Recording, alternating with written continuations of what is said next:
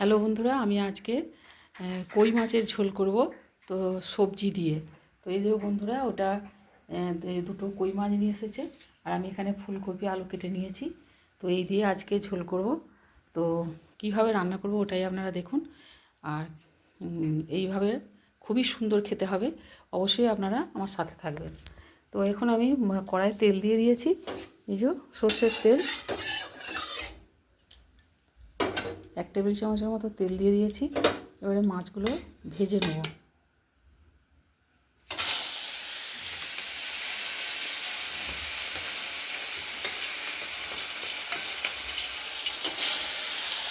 মাছগুলো এবার ভেজে নেব একটু।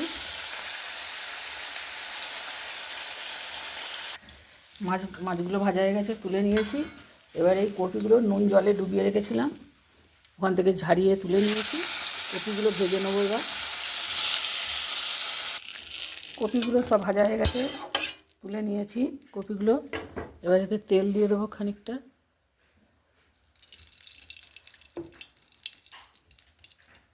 পাঁচ ফোড়ন দিয়ে দিয়েছি, পেঁয়াজ কুচি দিয়ে দিচ্ছি।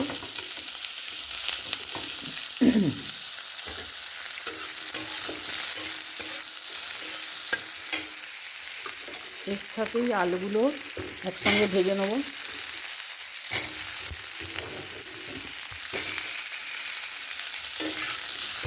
একসাথে আলু আর পেঁয়াজ একসঙ্গে ভেজে নেব।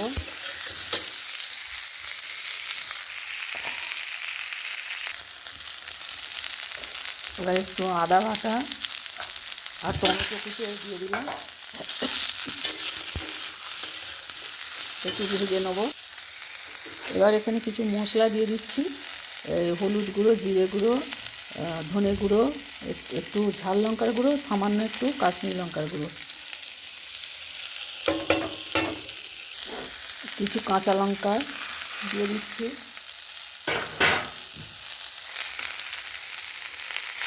অল্প জল দিয়ে দিলাম, দিয়ে মশলাটা ভালো করে কষে নেব।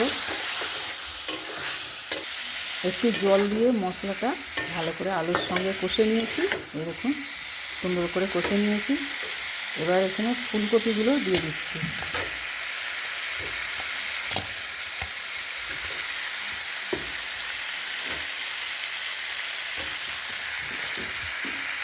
ফুলকপিগুলো এই মশলার সঙ্গে একটু মিশিয়ে নেব।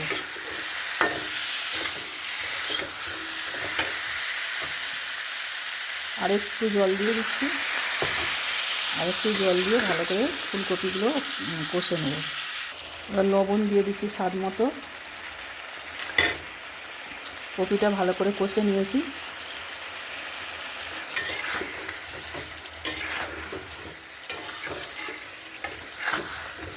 দেখুন ভালো করে কষে নিয়েছি সব একসাথে। ভালো করে কষে নিয়েছি। এবারে সেদ্ধ হওয়ার জন্য জল দিয়ে দেবো প্রয়োজন মতো।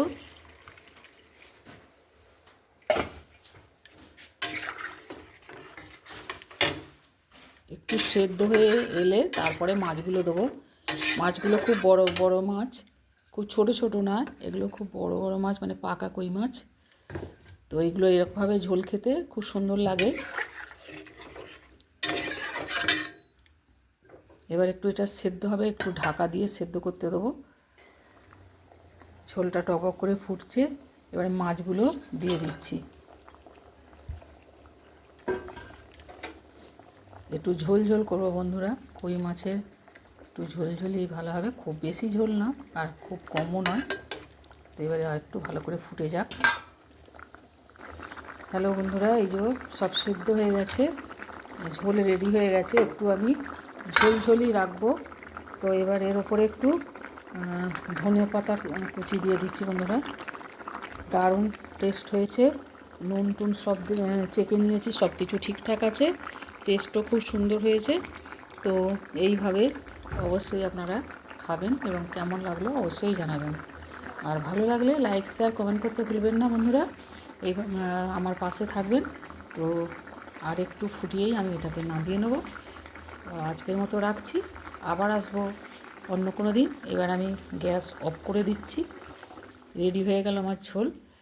তো আজকের মতো রাখছি বন্ধুরা, আবার আসবো অন্য কোনো রেসিপি নিয়ে। আপনারা খুব ভালো থাকবেন, সুস্থ থাকবেন। জয় গুরু, জয় মাতারা।